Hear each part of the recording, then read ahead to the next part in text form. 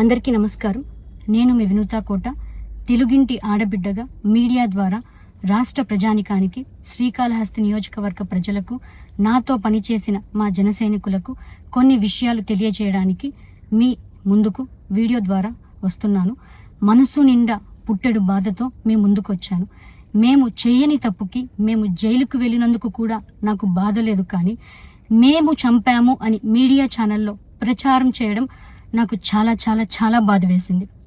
అతని చావులో మా ప్రమేయం లేదని గౌరవ కోర్టు భావించింది కాబట్టే నాకు 19 రోజుల్లో బెయిల్ వచ్చింది. సబ్సిక్వెంట్లీ 1 నెలలో మా అందరికీ బెయిల్ వచ్చింది. మేము ఫారెన్లో లక్షల జీతాలు వదులుకొని రాజకీయాల్లోకి వచ్చింది ప్రజలకు సేవ చేయడానికి, కానీ మనుషుల ప్రాణాలను తీయడానికైతే కాదు. అలాంటి మనస్తత్వం మాది కాదు. ఈ కేసులో మాకు ఎలాంటి సంబంధం లేదని గౌరవ కోర్టులో మేము నిరూపించుకొని క్లీన్ చీట్తో తప్పకుండా ఈ కేసు నుండి బయటకు వస్తాం.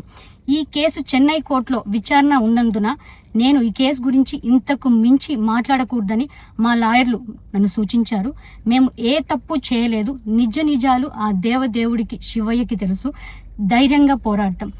నేను జనసేన పార్టీ అధినేత శ్రీ పవన్ కళ్యాణ్ గారిని కలవడానికి ట్రై చేస్తున్నాను కాబట్టి ఇన్ని రోజులు మీడియా ముందుకు రాలేదు. మేము ప్రస్తుతం చెన్నైలో ఉన్నాము. త్వరలో నా పైన జరిగిన కుట్రకు సంబంధించిన వీడియోలతో, ఆధారాలతో మీడియా ముందుకు వస్తానని తెలియజేస్తున్నాను.